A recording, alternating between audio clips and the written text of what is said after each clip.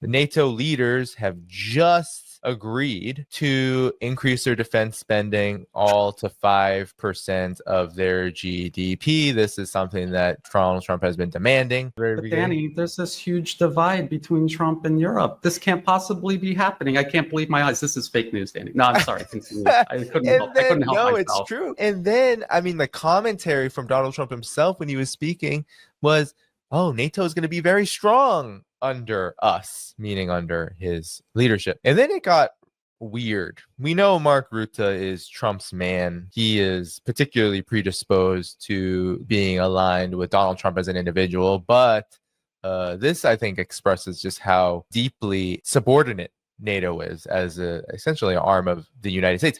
And mind you, they're talking about in this clip Israel, Iran. They've had a big fight, like two kids in a schoolyard. You know, they fight like hell. You can't stop them. Let them fight for about 2-3 minutes. Then it's easy to stop them. And then Daddy has to sometimes use strong language. You have to use strong language. Every once in a while, you have to use a certain word. So Daddy has to stop them. That's how Mark Rutte talks about the United States here. This is what Donald Trump had to say in response to this. Mark Rutte, the NATO chief, who is your friend, he called you Daddy earlier. Do you regard your NATO allies as kind of children? No, he likes me. I think he likes me. If he doesn't, I'll let you know. I'll come back and I'll hit him hard, okay? No? He did it very affectionate. Daddy, you're my daddy. Talk about your reaction to the NATO summit. Ukraine was not spoken about so much. A lot of it was about the United States essentially doubling down on its commitments. I've been talking about this for 7 months. Before President Trump stepped foot into office, I said this was going to happen because that's exactly what's in the policy papers.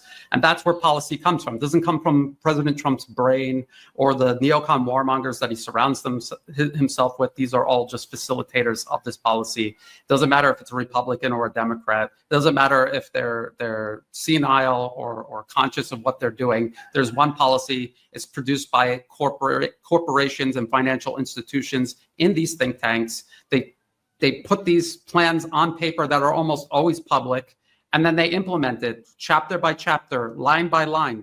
If you go to the table of contents of Which Path to Persia, you go through the table of contents, you can see that every single president from Bush Jr. all the way up until today has exercised every single one of these options exactly as they were written down. It's not as if this specific paper was the blueprint. It's a reflection of consensus with among these special interests. What is to be done? The policy papers are turned into bills or policies by teams of lawyers and brought to Washington to be signed off on by lobbyists. That is how it works. And if you don't understand that, you don't understand anything about how any of this works. And that is why people are constantly surprised, because they're trying to track political rhetoric and they're looking at political divides that don't actually exist, that are actually all theater meant to distract you and divide you. And so back in, I think it was 2022, 2023, they produced a series of papers titled Project 2025. And in that paper, it says Europe is going to spend 5% on defense, on NATO, of their GDP, on NATO. And that is exactly what happened. Secretary of Defense Pete Hegseth in February this year told Europe in Brussels, he said, you're going to take over this war against Russia, because we have to pivot to China. I had mentioned this earlier in the program. And you're going to spend 5% of your GDP on defense. You're going to buy weapons from us because the U.S. is overstretched. And Secretary Hegseth literally said there needs to be a division of labor. We cannot just do it all on our own. We need our proxies to start diverting public money from programs that actually benefit the people living in their countries. And we need to start spending it on our proxy war, just like we in the United States have been doing, depriving the American people of any sort of decent life or future. That's what Europe needs to do. And people ask, why? Why does Europe do this? Because it's been politically captured, just like Ukraine has been politically captured. They have captured the institutions through big money interests. They control them through various institutions, as well as the EU itself is a layer of bureaucracy thrown over the European nations as a blanket smothering national sovereignty across the region. And all of these nations, obviously, demonstratably, are working against their own best interests to facilitate U.S. foreign policy, not just in Europe regarding Ukraine and Russia, but also regards to everything else, in regards to China, in regards to Iran, in regards to the continent of Africa, in regards to absolutely everything the U.S. is interested in doing.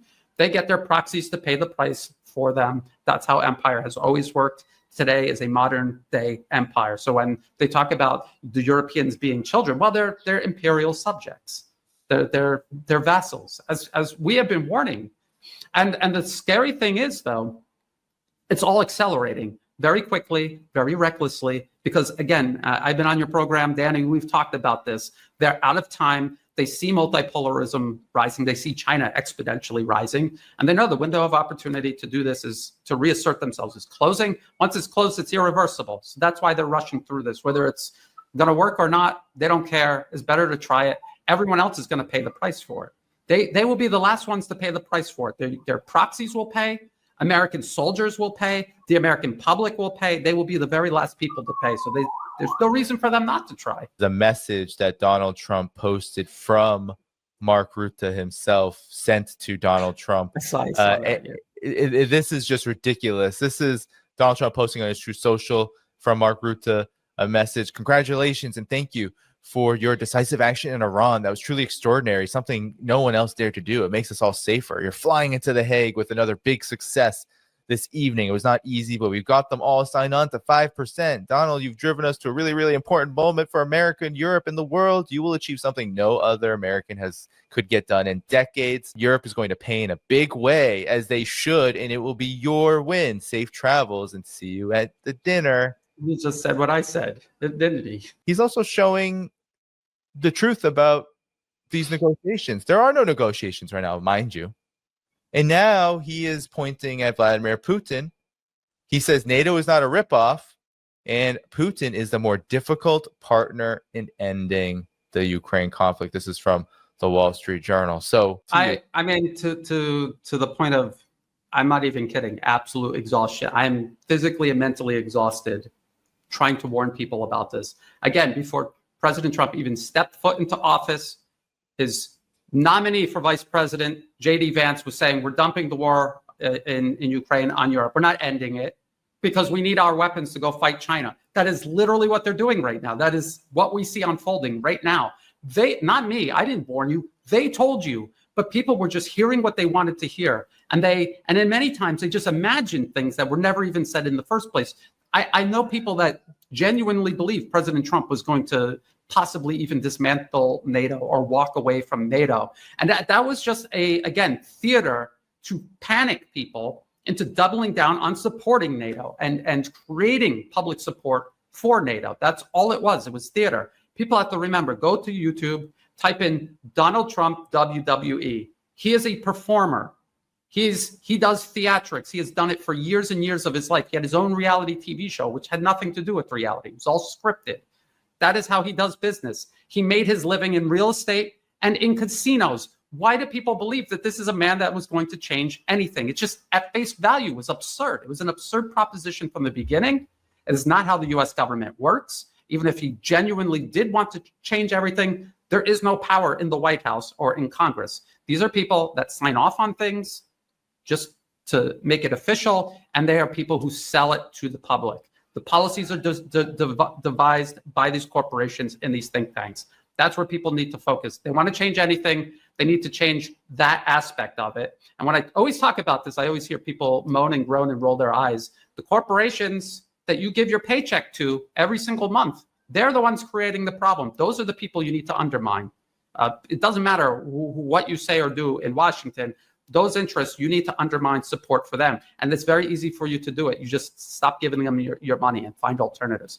Ultimately, that's what multipolarism is. It is creating alternatives to the U.S. system, not trying to reform it or fix it or convince it to stop doing what it's doing. It is the entire planet creating an alternative system and leaving the U.S. in the corner by itself until it learns how to play nicely with others. That's what Americans need to do if they have any real hope of changing things inside the U.S. And in the meantime, the rest of the world has to continue investing in multipolarism. Each one of us, in our own way, needs to do, you don't have to do it overnight, but a little percentage each month paying into multipolarism instead of Wall Street, Washington, London, Brussels. This is what's going to make a difference and is already making a difference. Millions of people are already doing it. Add to it. You could argue that this NATO summit, it's so interesting, was likely the most friendly and along. I mean, the NATO summit is generally a gathering that has no real divisions in it. But Donald Trump, his administration, this whole moment of history, Trump coming back in, has been framed as by many the now big divide between the U.S. and Europe, that there was these huge problems between them. And what we've seen is Europe not only fall in line to Donald Trump, but essentially this gathering was a demonstration of how symbiotic it really all is. In the Ukraine conflict itself, look at what's happened there. Maybe you can help us with an update there, because the negotiation side, that has fallen apart. And Russia has recently said they've not only have been forced to take a pause with the U.S. because the U.S. pulled out of the negotiations, but they're saying they're not talking to Kiev either anymore. So where are we, Brian? So we have to remember, why does NATO exist? NATO exists to encircle and contain Russia. And it's also been gradually expanding the scope of that. I mean, it has always been waging all of these other wars, but it's always been as a means of eliminating nations friendly to Russia, and also now also China. That has become a priority for NATO. That's the only reason it exists. So why is President Trump asking all of these, demanding and forcing all of these countries to pay 5% of the GDP into NATO? Because he is advancing U.S. primacy worldwide. Remember everybody saying, I heard Marco Rubio say something about multipolarism. That must mean he accepts and supports multipolarism. No, all he was doing was recognizing that it exists, and that it was yet another thing the U.S. needs to burn to the ground and destroy. That's all that was. And now we can see that's all it was. We can see it unraveling in front of us right now. That is what this whole NATO summit was all about. It was about the theatrics are over. We've gotten to the position where we need to be, and now it's time to push all of this forward. We tried to use diplomacy to lure the Russians in. We carried out strikes on them as they were negotiating. We did the exact same thing to Iran. It's probably going to be a while before anyone trusts negotiating with the U.S. ever again, although I don't know why anyone would in the first place. And so that's where we are. And we have to remember, all of these conflicts are interconnected. It is not just the U.S. fighting Iran and then just coincidentally also Ukraine, and also coincidentally building up in the Asia Pacific. In the policy papers, this is all part of one policy to maintain what they call American leadership worldwide, which that just means American domination worldwide. The elimination, the war on sovereignty, peace, stability, prosperity for everybody around the world, except the handful of elite running U.S. foreign policy. Brian, we're only, someone said, not even a year. Yeah, that's why somebody said to me this recently. They're like, there's 3.5 left. There's 3.5 years left of just the Trump administration. And people make this out. Oh, you're anti-Trump, all this. No. For me, I am pro the truth, which is that the Trump administration is operating just like prior administrations, including his first, operated, just in a different historical context. So that makes me want to know, Brian, your assessment of, well, what happens to the Ukraine conflict from here? Because what's so interesting about this NATO summit is this is how they're talking about it, exactly how we're talking about it right now. Not kind of shockingly, here's the Guardian. Trump news at a glance. Daddy Trump showered with praise on triumphant lap through NATO summit, where he celebrated the commitment by NATO allies to boost defense spending by 5% of GDP. So this is, CNN, all of them, they're talking in the same exact way. Very little about Ukraine. So what's next for this? Because in my estimation, NATO, one of, as you said, its main mission is Russia, encirclement of Russia. Well, the Ukraine conflict is huge in that. Yeah, the conflict in Ukraine continues. The U.S. had no intention at all of ever stopping it. They're going to keep it going until the last Ukrainian. They have literally said that in Washington. They are going to fight Russia to the last Ukrainian. Notice how President Trump is flanked by his Secretary of State, Marco Rubio, and his Secretary of Defense, Pete Hegseth. These were people that I was told were not arch neocons, and that these were people that were going to help President Trump remove the U.S. from all of this globalism and pursuit of global domination, and focus in on the United States, fight the globalist liberal order. And now they're all there doing they literally say a victory lap because they have achieved this 5% of GDP spending on on the military, which is going to be used to keep the conflict in Ukraine going for as long as possible. Now, the US literally has no possible way of focusing on Ukraine, on Iran, and China at the same time. And they have openly said repeatedly, and all the way back in February, just as President Trump's administration was beginning. And this is what President Biden set up for 4 years during his administration, set the stage for this pivot toward China. And this division of labor, the Europeans are going to have to take over the conflict in Ukraine, keep it going for as long as possible, keep Russia tied down in Ukraine, raise the cost as high as possible for Russia, so that they can dismember Iran. People are like, why isn't Russia helping Iran? Because Russia's at war with all of NATO right now. That's why. Why isn't China swooping in and saving Iran? They literally don't have a military designed to project military power into the Middle East. Their military is stationed almost entirely inside of China, and it's facing off against hundreds of US troops inside their territory, the island province of Taiwan, and tens of thousands of troops in the Philippines, which is a growing military presence for the US, Japan, all across Japan, and South Korea. And their ships are plying the waters of the South China Sea, not to protect maritime trade there from China. It's all of China's maritime trade. They're there to disrupt it when and if possible. And so that is what everybody was warned was going to happen. That is literally what is happening right now. So no, they're not going to talk about Ukraine, but the conflict in Ukraine has not gone away, and they're going to continue it. And that was the whole purpose of forcing Europe to divert 5% of their GDP into defense spending, military spending, so that they can take over for the US, and the US can take its resources and focus it on toppling the government in Iran, or at least destroying the region as much as possible, and building up its military in the Asia Pacific region vis-a-vis China. Secretary Hegseth told everyone publicly that was the plan, and that is what they're doing. And for whatever reason, people hoped against hope that the things they were saying they were going to do were somehow not going to happen. Well, it is happening right now, right before our eyes. I mean, it's kind of stunning how obvious it is. It should be a real slap in the face to anyone who thinks otherwise, because on the one hand, you have this like coronation fawning over Donald Trump at the NATO summit, and Trump really reciprocating. I mean, this isn't the confrontational, the what you said, Ryan, the political theater. Oh, I'm gonna slap you on the head. I'm gonna bring you down to size, whatever it is that Donald Trump was saying to NATO. And then you have on both of these fronts, you have with the Russia front now Trump is talking about Putin being the bigger problem. Now you have Donald Trump escalating, and this was regardless of the ceasefire, the incredible things I've heard about Trump bombing for peace. I've heard this. This is the strikes were intentionally limited so that it could force a ceasefire. I'm just like, guys, this is the most ridiculous thing I've ever heard. And plain delusion. If you send B-2 bombers to bomb a sovereign nation's territory, that's never peace. And not only that, but even if they were intentionally limited, the reason is not because of a ceasefire or the desire to do a ceasefire.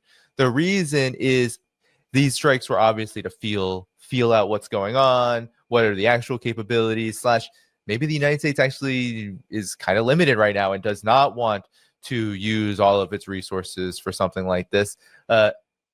Maybe it didn't want to supposedly start a bigger conflict. That doesn't mean it doesn't want one soon, in the near future, tomorrow, next year. It doesn't matter. The point is it's not to force a ceasefire. That's ridiculous. So all of this is to say is now we have Donald Trump, of course, the people around him, all one unit operating as both neocon hawks on Iran. We have to be very clear on this.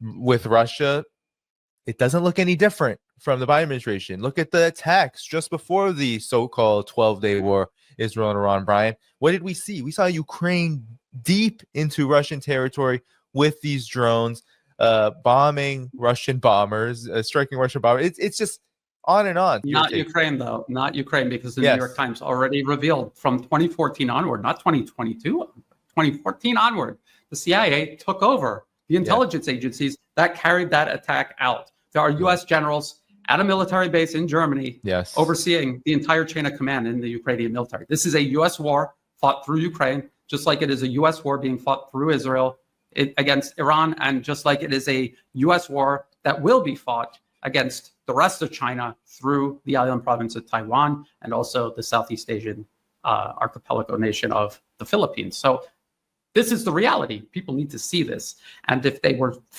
you cannot blame people for making mistakes or their analysis is flawed because their process was flawed, and then in turn their conclusions are flawed. But now we can see that it's just not adding up. So then you have to go back to the drawing board, get literally, I do this, I get a clean piece of paper, and you start at first principles.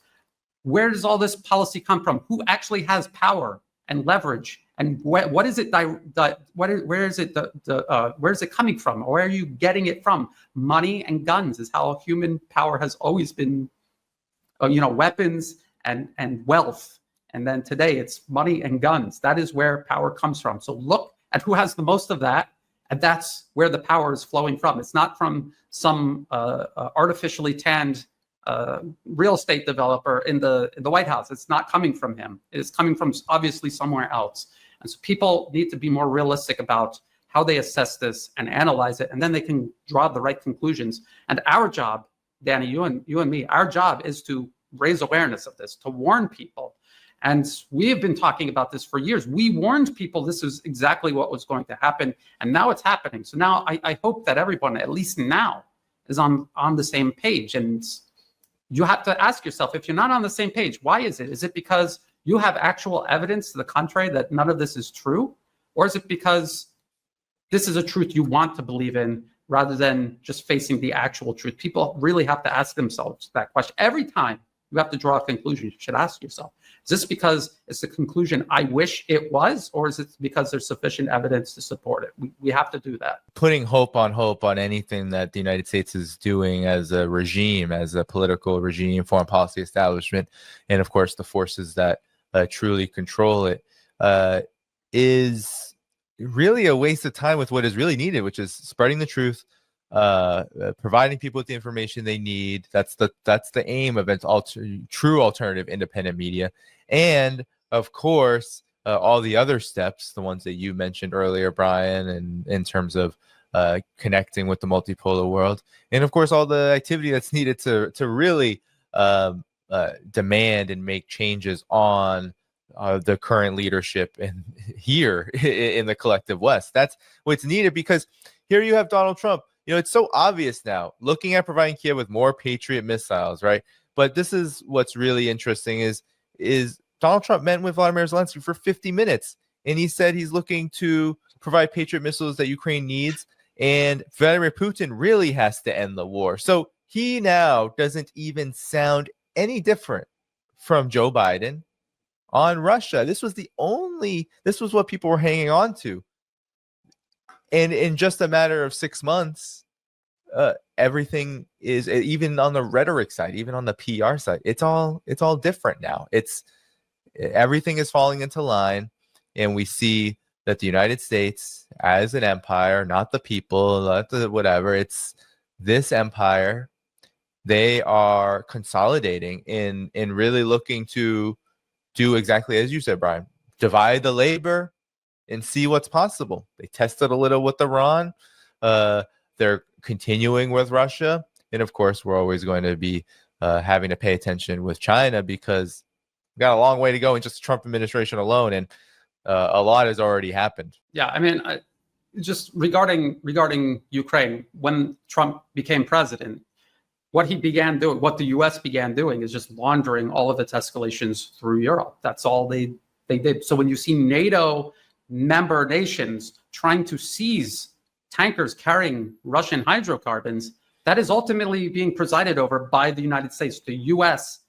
runs NATO. It is an institution that exists for the United States and its geopolitical objectives around the world, especially in Europe. So that was Trump's policy, but he was laundering it through Europe. There was this perception management taking place that tried to create the illusion of distance between the U.S. and the war in Ukraine. And this was all because they were working on negotiations. I think they hoped somehow they could trick Russia into some sort of ceasefire, because they can see what's happening on the battlefield in Ukraine. The Ukrainian lines continue to just incrementally crumble and fall back. And if it just keeps doing that, eventually all of Ukraine collapses, and then that war is over, and then the U.S. cannot use it as a pressure point against Russia any longer. As a matter of fact, it'll become a pressure point for themselves, aimed at them. And so, we have to pay attention to what is really going on. If NATO is doing all of these things against Russia, if there are all of these sanctions being applied to Russia, but just it's not the U.S. doing it directly, but it still serves the exact same purpose. Ultimately, this is a U.S. proxy war. Europe's not getting anything out of this. They're not benefiting from this. That's how you know they're politically captured, because nothing they're doing is in the benefit of the European people or the European states, or even the European special interests in these. There's huge corporations in Germany that are just wasting away because they're subordinate to U.S. corporations.